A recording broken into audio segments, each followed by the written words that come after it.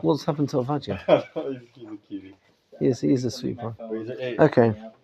Okay. 2 pages, Rob, or 1 page? One. Oh, okay. What we're going to do, I'd like to talk today towards a definition of Pikuach Nefesh. We're going to be discussing 3 topics together. The first topic is the source for Pikuach Nefesh in the Torah. Why is it that we put aside everything in order to save a life? You know what's the source for this idea that nothing is more important than saving a life, apart from, as you know, the 3 cardinal sins, and perhaps other situations of Chilul Hashem. But in general, you sort of, in our day-to-day lives, as we live, know that we break everything in order to save a life. So what's the source? That's the first thing. The second thing is we're going to look at the boundaries of Pikuach Nefesh, because anything, if you push it hard enough, you could say is an extension of saving a life. You know why I'm doing this? Well, I'm doing A and cause a B to C to D, and then D will save a life. So you know what? Where do you draw the line? So I'd like to draw the line of the boundaries of Pikuach Nefesh, and as we will discover, that there's a difference between Pikuach Nefesh of an individual as opposed to Pikuach Nefesh in a society. And then I hope at the end we'll be able to touch on topics like police. How are police allowed to do a patrol on Shabbat? That's Pikuach Nefesh. Army, the holy soldiers, operate on Shabbat, Pikuach Nefesh. So we're going to be discussing what are the boundaries of Pikuach Nefesh for an individual who is in danger.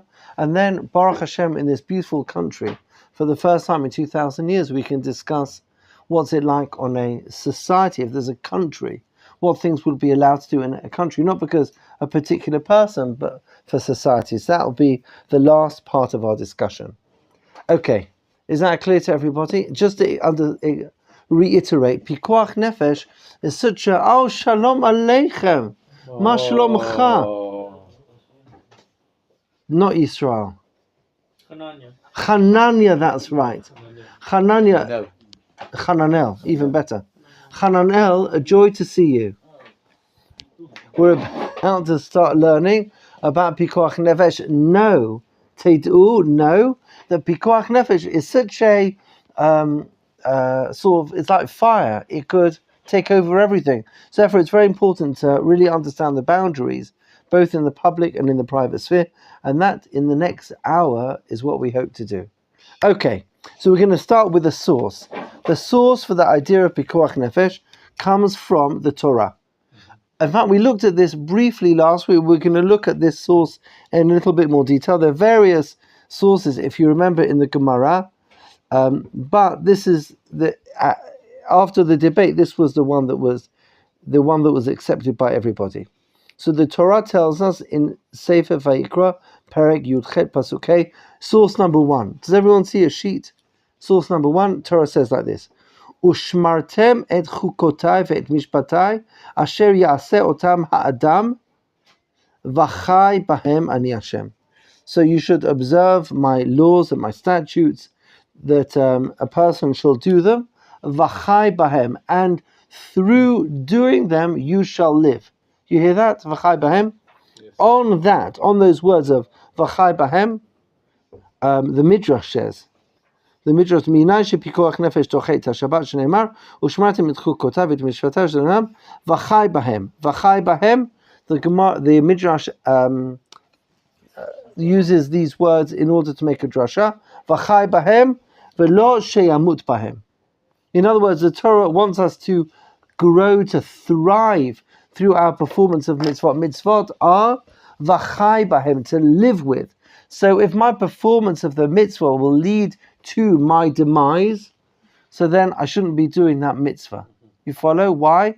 Because it's a Torat Chaim, the Torah of life, v'chai bahem. You hear that? Okay, that's the Midrash. Everything clear? Joy, happiness? Okay, on that. The Gemara saying that if Ezra getting married is going to lead my demise to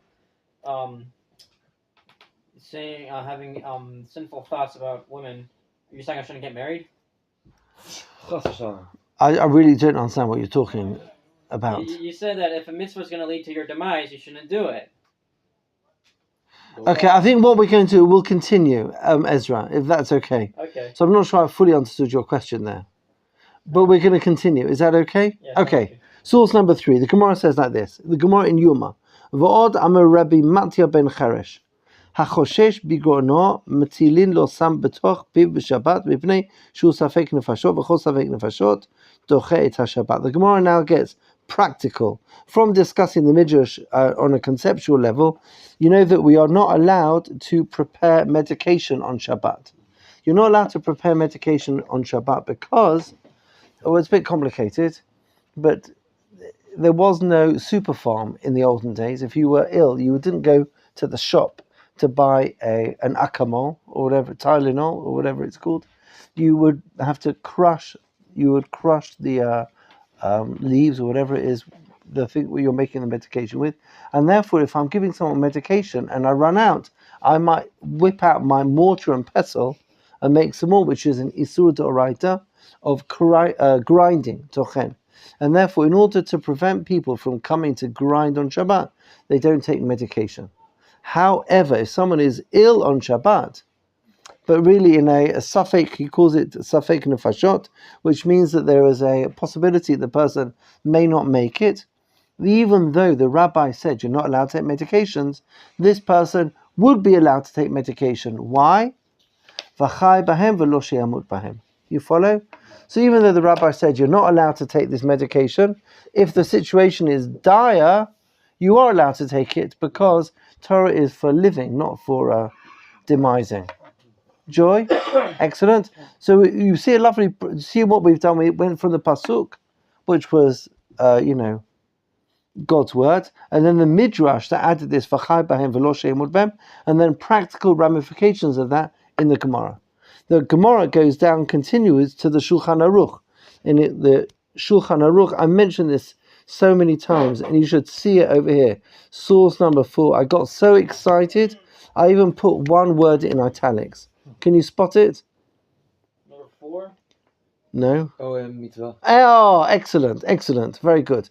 Mi sheyesh lo choli shel sakana. If somebody is in a tricky situation, just by tricky situations means very tricky situation, meaning a potentially fatal situation.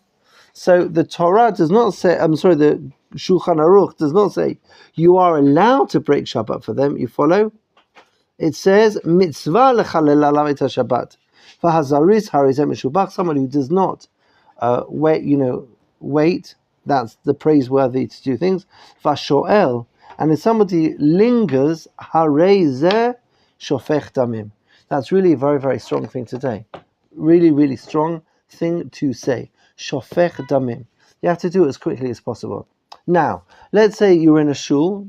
When I was a little boy, we used to daven in a big, big shul in London. Let's say there's 600 people in the shul. 600 people in the shul.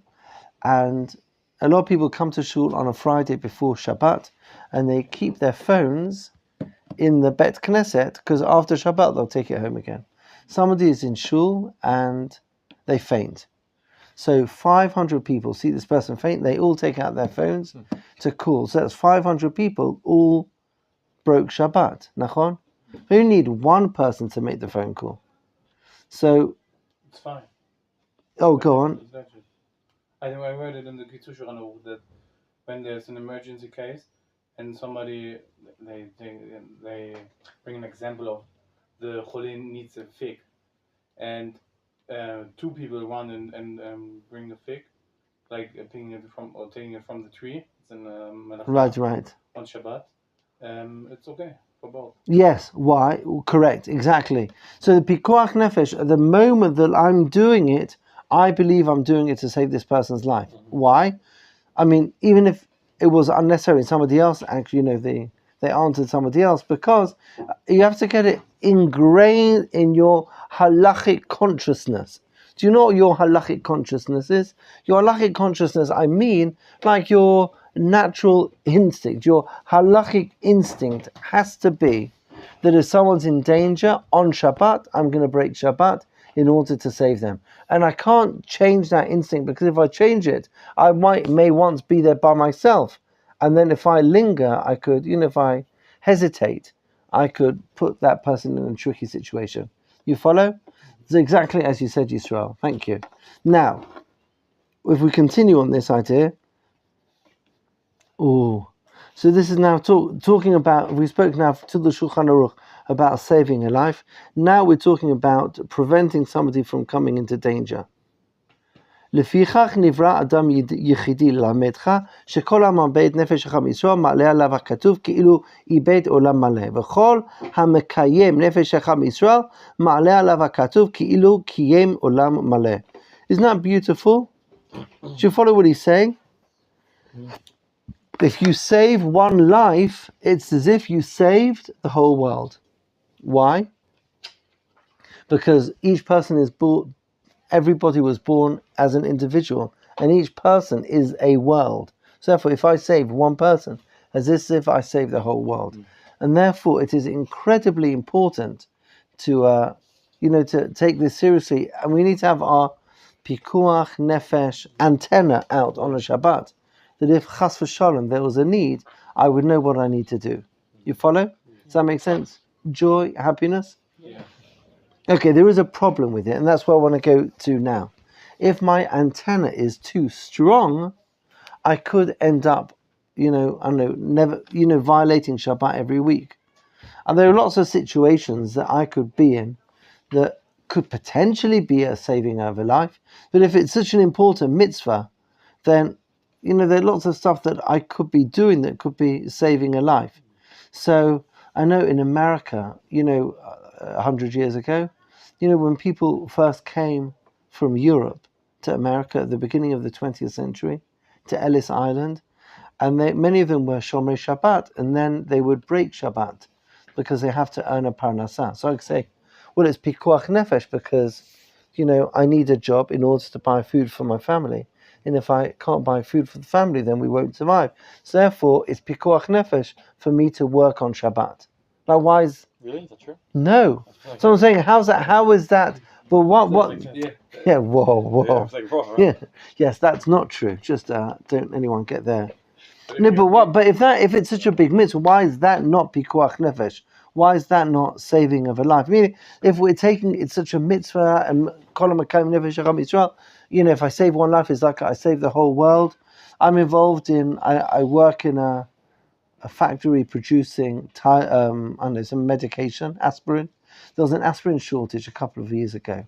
So if I work, aspirin saves people's lives. So if I work in the aspirin factory, can I work on Shabbat in order to make sure they don't run out of aspirin? There are lots of complicated situations that I may think that I'd be allowed to do it because it's Pikuach Nefesh. So I'd like to talk just for a few minutes now about the boundaries. When do you not say it's Pikuach Nefesh? What are the boundaries? When do you say it's, it would be a great thing to do during the week, but on Shabbat that's not the way to do things? You follow? Mm-hmm. So there's a well-known question. The first, I think, I don't know if it was the first, but one of the clearest definitions of Pikuach Nefesh is a responsum from Rav Yecheskel Landau. Rav Yecheskel Landau is from Prague. But I don't think we have any Czechoslovakian people in the room today, Nachon? Okay, we'll cope. So this is... Prague was German. Huh? Prague was German. Oh, was it in German? Oh, yeah. So thank you. Okay, so we've got you at least. So the Nodabi Yehuda was asked a question actually from London. In fact, I wouldn't normally put where the question came from, but I was so excited the question came from London, so I stuck it in the source sheet. What? You decided to put it on there. Absolutely. Okay, so if you have a look, source number 7. Adat Contra, so you sent me this question. So he,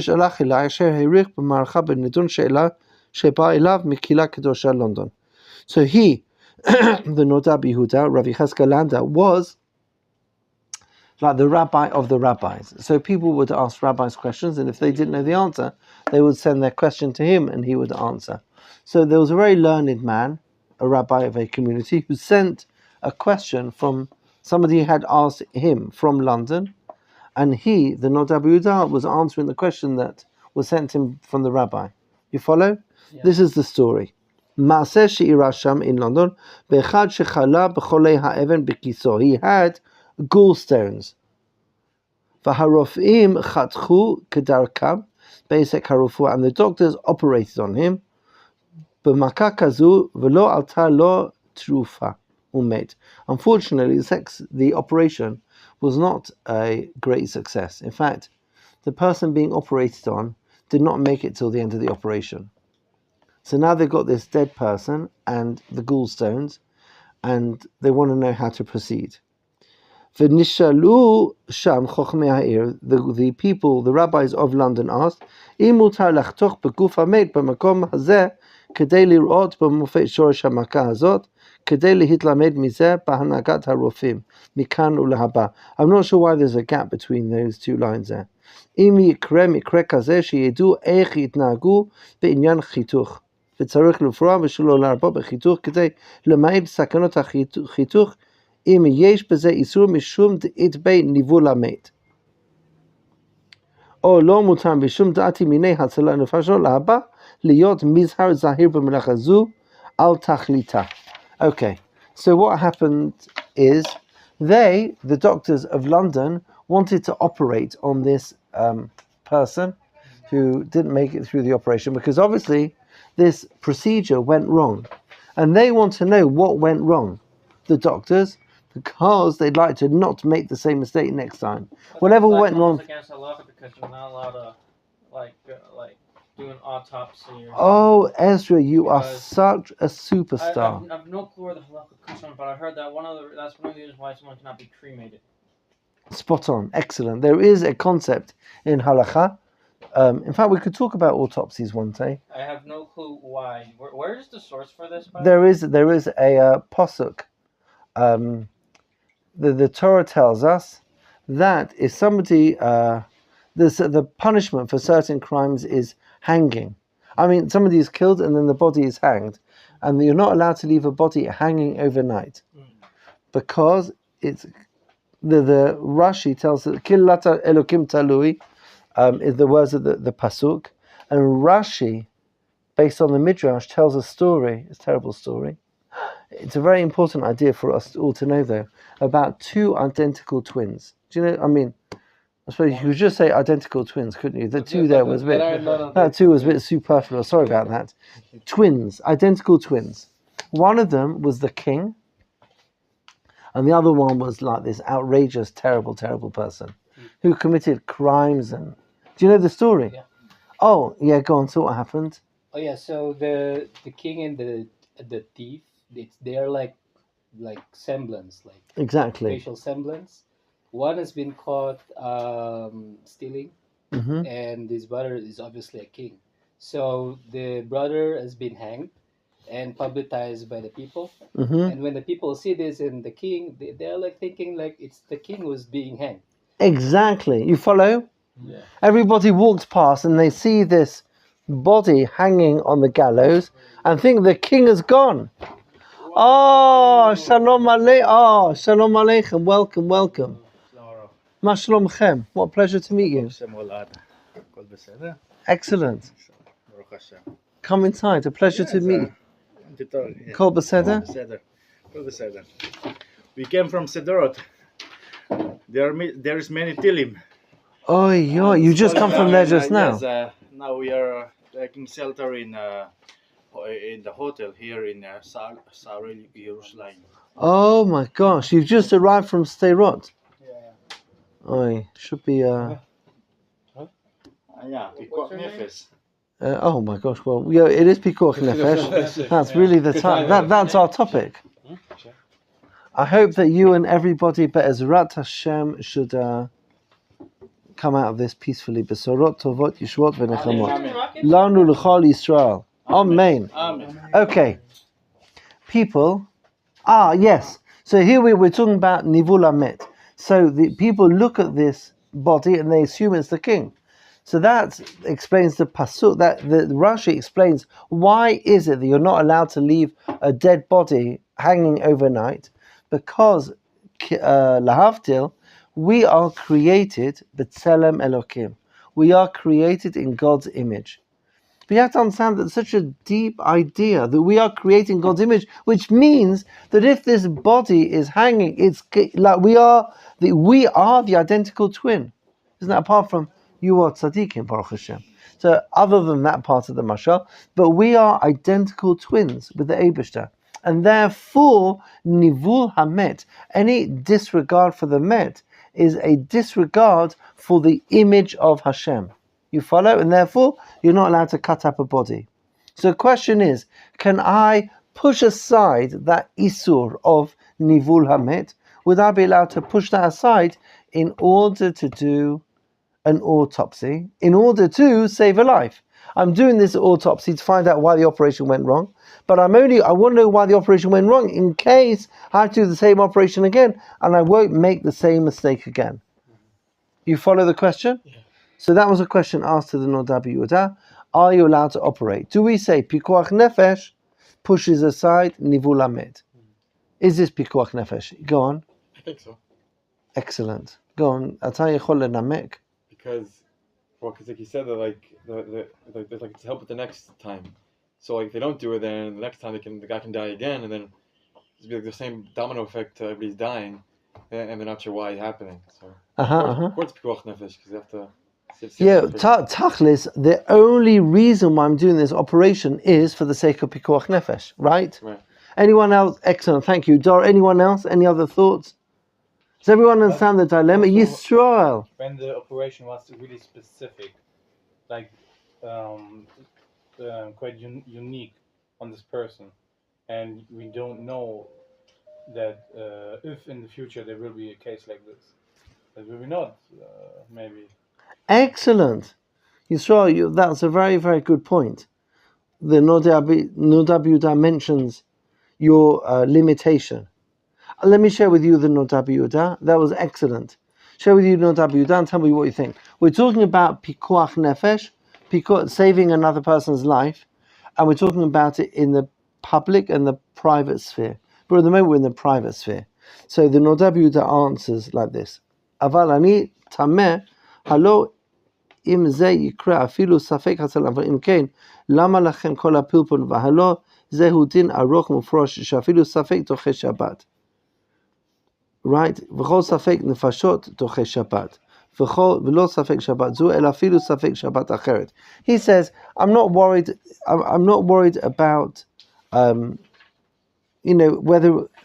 whether it's a safek as pikuach nefesh. I'm much more concerned, says the Nodab Yehuda, about another factor. And this is what he says. Omnam kol zeh beyesh safek sakana lefashot lefaninu kegon chole or nefilat gal. See, he says, well, he's quoting a Mishnah from elsewhere, but he's saying the only time that I'm allowed to be involved in breaking a Shabbat or breaking any mitzvah, the only time I'm allowed to do that is if I'm doing it for a particular person. A pikuach nefesh has to be for a nefesh. Like I'm calling in order to save this person. I am doing the operation, I'm doing this autopsy in order to save somebody who's waiting in the operating theatre for exactly that procedure. Pikuach nefesh needs a nefesh. I'm not allowed to do something because in the future we might be in a difficult situation, and that's why you'll never be allowed to work on Shabbat to earn money to buy food, because that's not direct pikuach nefesh. You follow? I'm not doing an action that will directly save a life.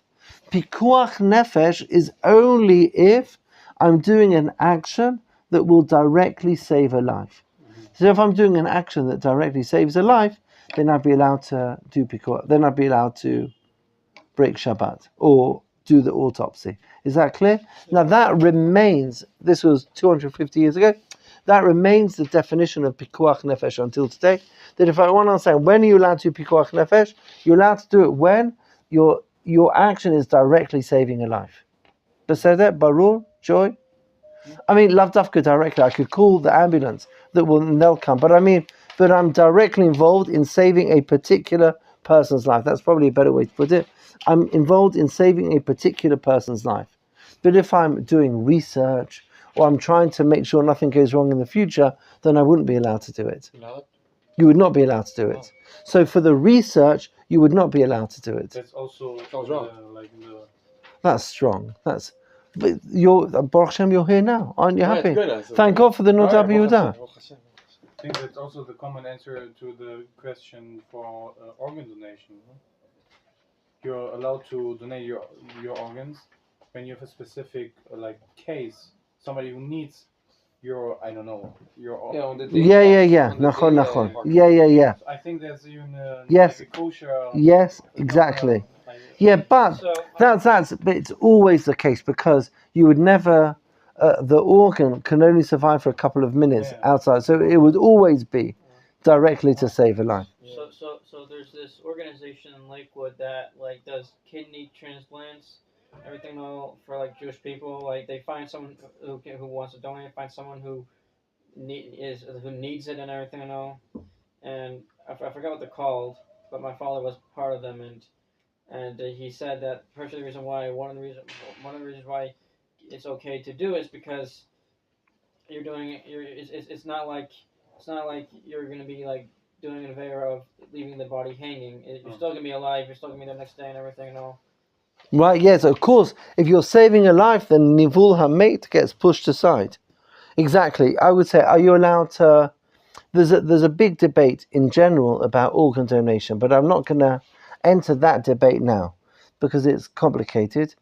But After death or while someone's alive? both. Both? I mean, both are more, but certainly after death is probably more controversial, like a heart transplant. But that's not our topic for today. But there would certainly not be any problem of nivul hamet. In fact, some of the poskim speak about it's the opposite. It is the greatest kiddush Hashem. It's an opportunity to perform a mitzvah after you've left this world. The person would only be grateful. It's the opposite of a nivul. It's like a hidura mate in order to allow that person's organs to save somebody else's life. But it's part of a much bigger halachic discussion that we're not going to talk about now. Okay, is that clear to everybody? So far, I think it makes sense. Joy, happiness, Pikuach, Nefesh. Okay, now I want to talk about the concept of communal Pikuach Nefesh. I want to share with you, I didn't put it on the sheet, but there's a very, very interesting ruling given by Rav Shlomo Zalman Auerbach. Rav Shlomo Zalman Auerbach was a very important rabbinic leader who lived here in Jerusalem in Shaarei Chesed, and he passed away about 15, 20 years ago. I used to say 15 years, maybe it's more. But anyway, he passed away quite a few years ago here in Yerushalayim. But he was sort of highly regarded, really the halachic authority of the generation, certainly here in Israel. And he has a student called Rav Neuvert. Rav Neuvert wrote the well-known book, Shmirat Shabbat Kihilchata. Have you heard of that book? Shmirat Shabbat Kihilchata. It's based on the rulings of Rav Shlomo Zalman Auerbach. I want to share with you a ruling from Rav Shlomo Zalman Auerbach that seems to go against what we just said, and then we're going to spend some time trying to understand perhaps a basis for his ruling.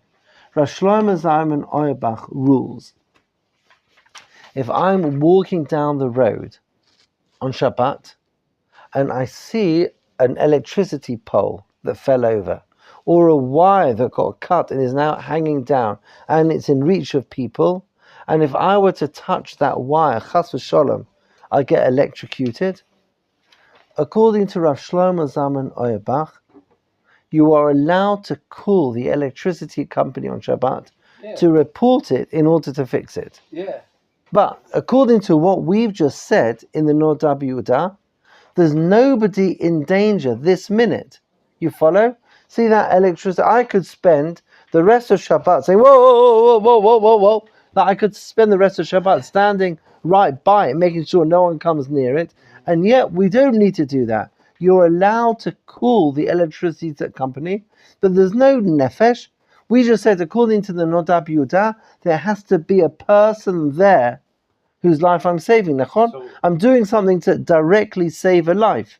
Here, I'm not saving anyone's life. I am preventing anyone from coming near this. So you follow the the question? Okay, yes. So Yisrael. There are people working in the company on Shabbat. Oh, And, no? yeah, but let's say I'm a Shomer Shabbat person. Let's say I'm in England, where they're not Jewish. Forget about the fact that the people working there are Jewish. But I, as a Jew, calling a non-Jew to fix it on Shabbat would be wrong. To report it to wherever the electricity company is. It's true, you're right, that the electricity company in Israel are, Baruch Hashem, we're in Israel, so therefore they're Jewish. But I want to ignore that piece of the story. How can I have a Jew doing work for me on Shabbat? Imagine that they're not Jewish. I would still be allowed to call. I mean, in any event. What's the question? Are the workers of the company allowed to work in the company on Shabbat? Oh, that's another question. Yeah, That's another question. Excellent. How can they work on Shabbat? Another good question. Yes, in fact, they're linked to one another. They're linked to one another because in both of those situations, I can't say there's a particular person whose life I'm saving. Nachon? I can't say I'm doing it in order to save this person's life or that person. No one's life is in danger this minute. I'm only doing it to prevent what could be a danger in the future. I would say you are allowed to do it because if somebody step in there, Hashem forbid, you will be responsible for the soul that will be going to. Yeah, that's good. But what could be the halachic mechanism? That's the question. Because I'm not saving a person's life. A source, you mean a source? Yes. So the source, I don't know, maybe it could be that you cannot put I don't know what's a stumbling block. Exactly. Excellent. Lifnei ve'lo titen michshol. Yeah. That's good. But I could prevent it. I could spend the whole of Shabbat like waving. Yes. Do you know what I mean? Because there's like a mitzvah to have like onik on Shabbat. Ah, that's good. Standing right, it's not going to be onik Shabbat. He's just standing there the whole Shabbat. Yeah, that is true. But the question is, how can I justify doing it using the principle that we saw on the previous page? Can I use a principle of Pikuach Nefesh when in this situation there is no Nefesh? But it's much more imminent, the danger. What do you mean? It's much more likely to happen. For example, it's much more likely than, for example, if you, like the other example you gave me before. Excellent. That's very good. You're right. Okay, so we're going to talk about that. Your argument, and we're going to see it we'll see it in a minute, is let's say for me, the chances of me doing it are 1 in 10,000. Yes. So then I'm so just be careful. Mm-hmm. But if I'm with 20,000 people and the chance is 1 in 10,000, so then there's 20,000 people going to walk past it. Yeah. There's a good chance that 2 people could get into a pickle. You follow? Yeah. That's your argument, right? Yes. Oh, so let's see how that would turn into a halachic argument. So you see how there's certainly a good rationale that you're presenting to view pikuach nefesh of an individual differently to where you would view pikuach nefesh for the community. So the rules of pikuach nefesh in my lounge could be different to the rules of pikuach nefesh on the street. You follow? Meaning, if there was a loose wire in my house, like something came out of the plug, I wouldn't say, couldn't call the electricity company on Shabbat to fix a loose wire in my house. Yeah.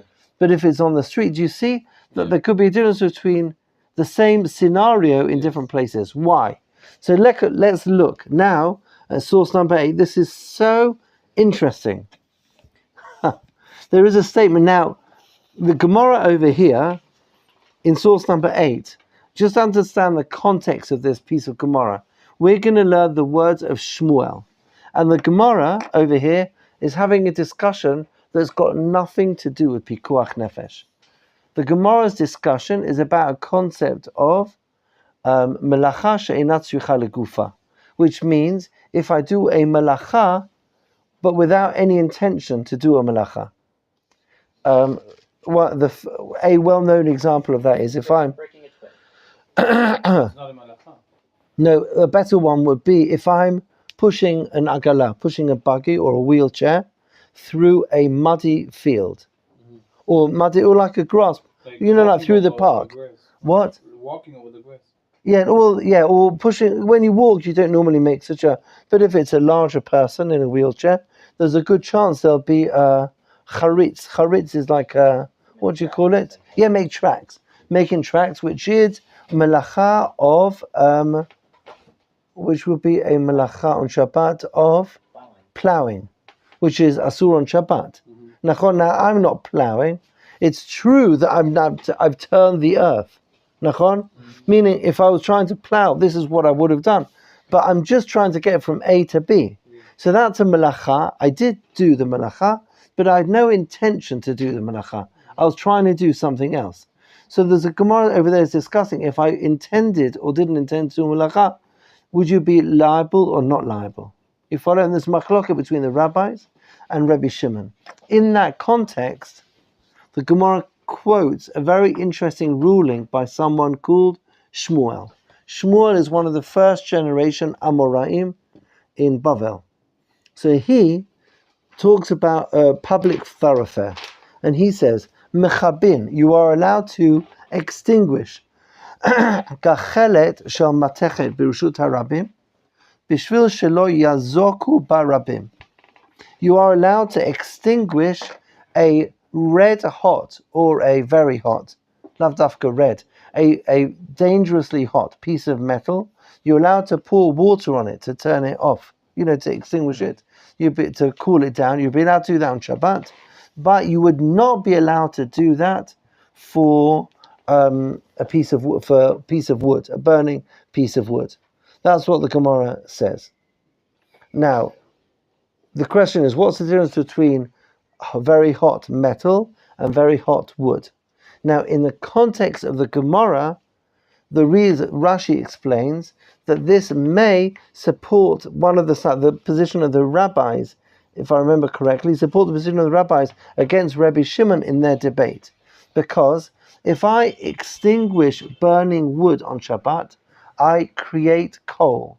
Nachon, because coal is wood that you burn the outside, then you turn it out, then you're left with coal. And that's an isur d'oraita, to create the coal on Shabbat. However, to cool down the metal, you don't change the material. Yeah, it's not an isur d'oraita, exactly. You're cooking the water. But the water actually No. evaporates.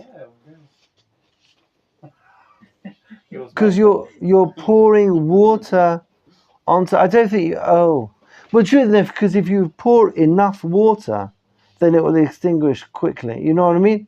'Cause in order for it to, you have to get it up to a certain temperature. In the ground. Yeah. We'll assume it's a lot of water. In halacha, in order for you to be asur, in order for you to be over on the isur, you don't have to heat it up to yad soledet bo, which is, I think, maybe the most strict opinion is about 45, 47 degrees. But you have to put it in a situation where the water could boil to 45, 47 degrees. If you pour enough water onto this fire, you're not going to really change the temperature of the water if you have enough water. So it's not something that will certainly happen. But I never thought that was a very creative thing to say. Thank you, Yisrael. I enjoyed that very much. But it also, to be a melacha, it has to have some benefit. You have to get some benefit from it, no? Oh, well, that goes back to this other debate about melacha she'ena tzricha Because legufa. of the water, because we have no benefits of mevoshel in this case. Nachon, that's true. If you do something and you know 100% I will be make a melacha with it, then it's forbidden. But if there's a chance that you don't perform a melacha, No, but this is another. Yes, that's very, very good. Yes, Yeah. that's exact. melacha machshevet. Yes, oh my gosh, look at this! What a joy! Melechet machshevet. It has to be intended in order for you to be to transgress according to biblical law. It has to be intended. So here it's unintended. It's a cider. Yeah. Anyway, but that's the debate that's going on over there, and the suggestion is a difference, like you said. There's a change when I'm creating coal, but when I cool down the metal, I'm back to what I was started with, and therefore it's not forbidden. That is all the way that Rashi and most of the Mefarshim understand this sugya. In the end, this sugya, this case is not brought down halacha lema'aseh. But the reason why I brought you this case is not to talk about melacha she'ena tzricha legufa or Melechet Machshevet, all these important ideas that Yisrael has been mentioning, but rather because I wanted, based on this case, the Sefer Bal Halachot Gedolot, one of the earliest books of halacha, written far before the Shulchan Aruch, for example. The Sefer Halachot Gedolot, in source number 9, says something fascinating. Why is it that I'm allowed to extinguish the metal and I'm not allowed to extinguish the wood? It's got nothing to do with making coal, changing form or not changing form. This one changed form, that one doesn't change form. It's more serious if it changes form, less serious if it doesn't change form. That's not the difference between metal and wood. Do you know what the difference between metal and wood is? The Baal Halachot Gedolot says like this: Gabi gachelet shel eitz, in source number 9, let be hezek rabim. My tama kama de lo kabia it be sumka v'ka chazu la rabim v'lo ati lit zuke be. What's kavya? Huh? Kavya. Kav, vav, vet, yud, al. When it's not from the extinguished. Extinguished? Yes. Chabot.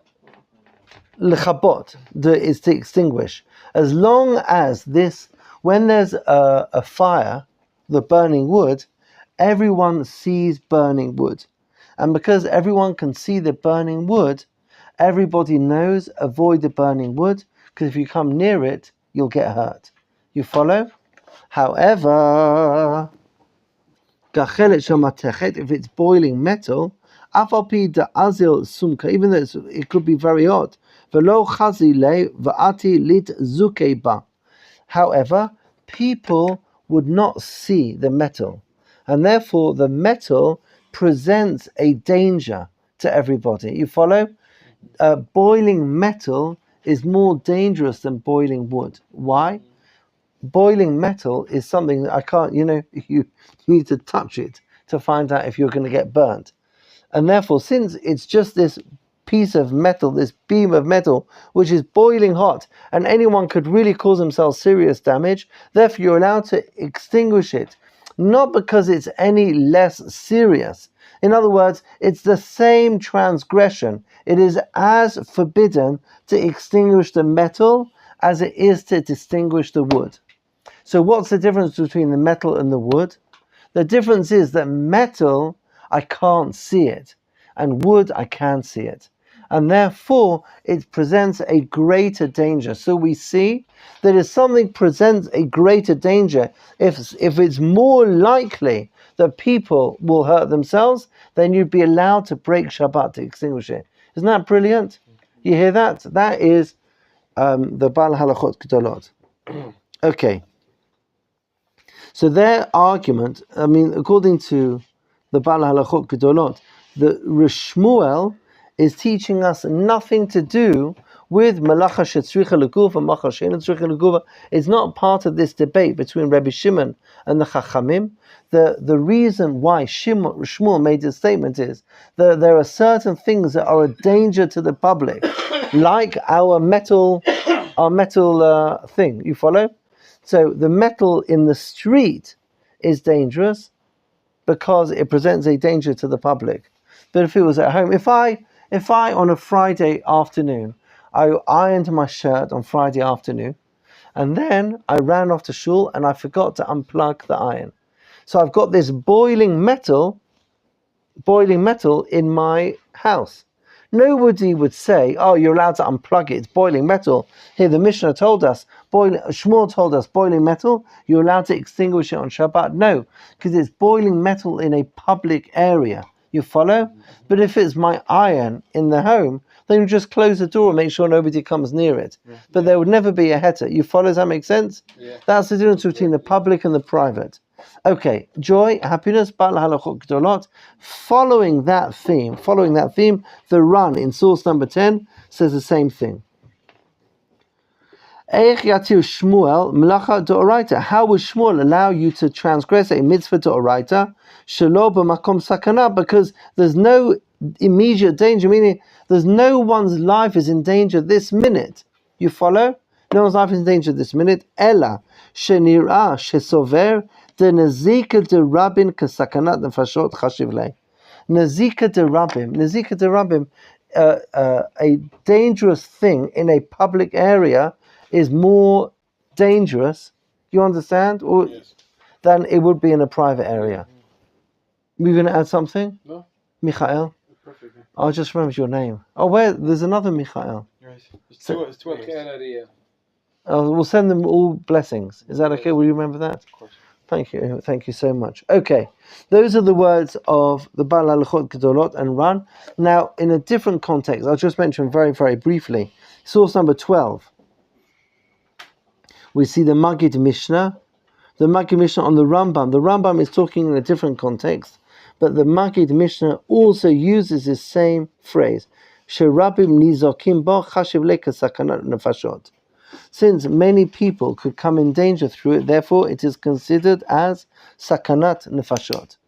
Now, there are different ways to understand why is it that if it's in the why is it in the public area? Why is that more lenient? Why am I allowed to break more things in the public area than I would be allowed to in the private area?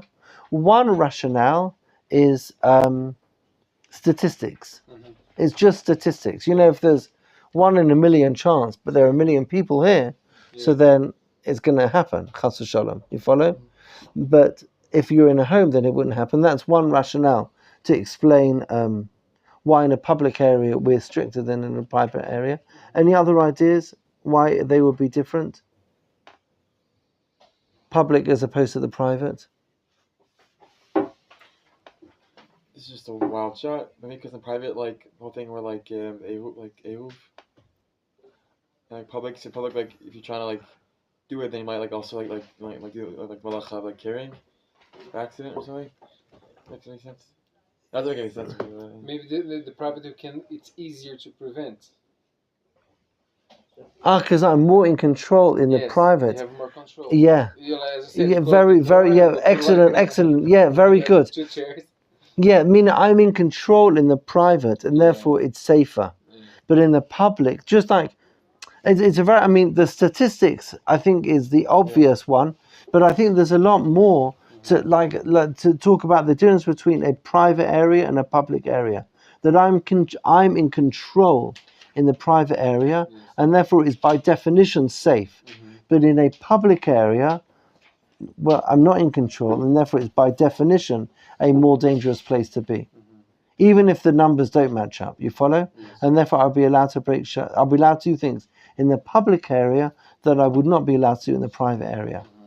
Now, is that clear to everybody? In terms of halakha l'maaseh, this writing of the Bahag, and then later on by the Ran and the Maggid Mishnah, and then also quoted by Rosh Shlomo Zalman Auerbach, because this particular teaching in the Gemara, this story about this hot metal in a public area, it was brought as part of a halachic argument, but it's not the conclusion, meaning it's just part of a debate. So there's no, this debate doesn't make it down into the Shulchan Aruch as a psak halacha, because it's part of part of the Gemara's discussion rather than the conclusion of a discussion. And since la halacha, it's not meaning this line of reasoning is not the line of reasoning that makes it to halacha. It's not codified in the Shulchan Aruch. This distinction between private and public. In order to see that codified, we go to the Baal Halachot that we mentioned many, many years ago, and then in the modern state, when you come to Israel now, in the writings of Rav Shlomo Zalman Auerbach, also, the beginning of the founding of the state of Israel, Rav Shaul Yisraeli, who was one of the Rosh Yeshiva in Merkaz, which is just down the road, and this wonderful place is really the child of Merkaz Harav. This was a topic that he wrote about extensively, about halacha in the modern state of Israel. And one of the reasons why it doesn't appear in the halacha, there wasn't a Jewish public space for so many years, so it didn't make it into the books of Jewish law, because the idea of a Jewish public space is such a recent idea that it's only really since the state of Israel that it became discussed in the open. But this is also, I mean, based really on the discussion we just said, this is the rationale as somebody, maybe you asked before, or maybe it was you, about electricity on Shabbat. If there's a power cut on Shabbat, so the people who fix the power cut on Shabbat are, they work for the Chevrat Chashmal, they work for the electricity company. The electricity company people are Jewish. So they are working on Shabbat. If I see this wire and I call, it's likely that a Jew will come to fix it. So how would I be allowed to do these things on Shabbat? You follow the question? Yes, exactly. How is it Pikuach Nefesh? But again, it's because if there's no electricity in Jerusalem on Shabbat, so it's not just my hot plate and my urn. Exactly.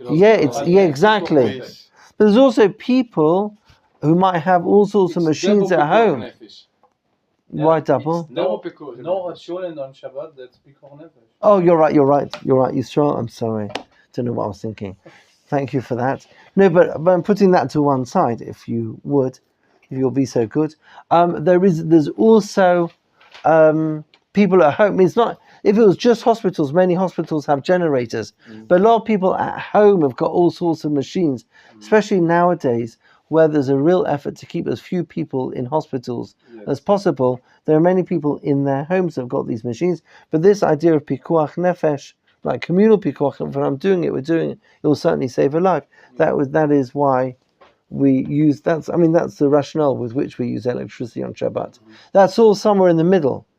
Am I making myself clear? Yes. Okay, I want to summarize. And then if anyone's got any questions. We looked at the source from V'chai Bahem, the reason why Pikuach Nefesh exists, the reason why we transgress the whole Torah in order to save a life is because Torah was given for living. V'chai Bahem, it's supposed to bring us life as opposed to the opposite. And then in defining Pikuach Nefesh, we have the very narrow definition of the Noda B'Yehuda, and that is that I have to be directly saving a life. I'm not allowed to work on Shabbat to earn money so I can buy food, because that's not directly saving a life. In order for me to transgress Shabbat as an individual, I have to be directly saving a life.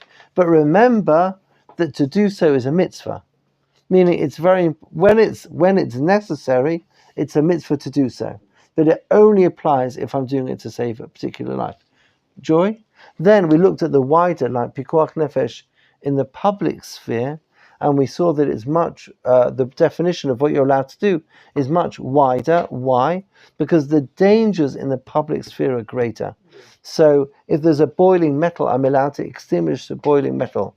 If there's a wire from the electricity pole that's hanging down, I'm allowed to call the electricity company, either because statistically, if it's 1 in 1,000, it's 1 in 1,000, or because I have more control in a private area than I do in a public area. And even with all the best control in the world, you still can't make sure nothing will happen outside, and therefore you'd be allowed to break Shabbat. Is that clear to everybody? Yes. Joy, happiness? That's also, for the army, it's the same thing. Why am I, as a soldier, allowed to do a shmira on Shabbat? There's no present danger, but if there's a 1 in 1,000 chance something could happen, and there are 1,000 people in the city that I'm guarding, then you're allowed to break Shabbat. Yeah. Same rationale. But these halachot do not appear in the Shulchan Aruch, partly because we didn't have the honor of a Jewish public space until Hakamat HaMedina. So the Gemara discusses it, and then nowadays we discuss it in this beautiful country. Yishar Koach, have a wonderful, wonderful day. Tis Kula Mitzvot. Yeah, can I ask a question? You can do